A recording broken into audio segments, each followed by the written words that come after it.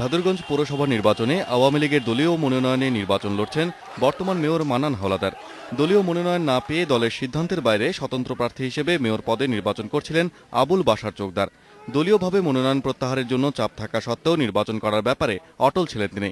পরিবারের অভিযোগ, মনোনয়ন প্রত্যাহারের শেষ দিন ভোরে ডিবি পুলিশ পরিচয়ে 10 থেকে 12 জন সাদা পোশাকে বাশারকে তার নিজ বাড়ি থেকে তুলে নিয়ে যায়।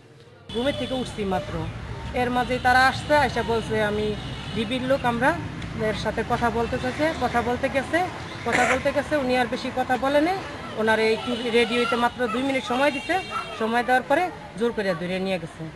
আবুল বাশারের বিরুদ্ধে কোনো মামলা না থাকা সত্ত্বেও তাকে তুলে নিয়ে যাওয়া হয় বলে অভিযোগ তার পরিবারের।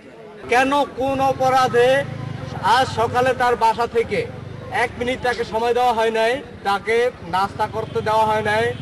ডিবি পুলিশের মাধ্যমে এমপি সাহেব এবং থানার ওসি তাকে ডামুড়া থানায় নিয়ে যায়। মনোনয়ন প্রত্যাহারের শেষে জেলা প্রশাসকের কার্যালয়ের ভেতর বিষণ্ণ দেখা গেছে বাশার চোকদারকে। এ সময় মনোনয়ন প্রত্যাহার বা ডিবি পুলিশের আটকের বিষয়ে কিছু বলতে রাজি হননি তিনি। না, আমি আমার প্রার্থী প্রত্যাহার করছি, এর বেশি আর কিছু বলতে পারবো না, প্রশ্ন করেন না। তবে বাশারকে আটকের বিষয়টি অস্বীকার করেছে ডিবি পুলিশ।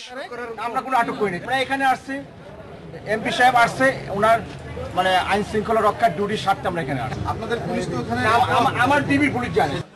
বাশার চোকদারকে জেলা প্রশাসকের কার্যালয়ে আনার পর শরীয়তপুর 3 আসনের সংসদ সদস্য নাহিম রাজ্জাক ও প্রচুর সংখ্যক ডিবি পুলিশের উপস্থিতি লক্ষ্য করা গেছে সেখানে। Independent news.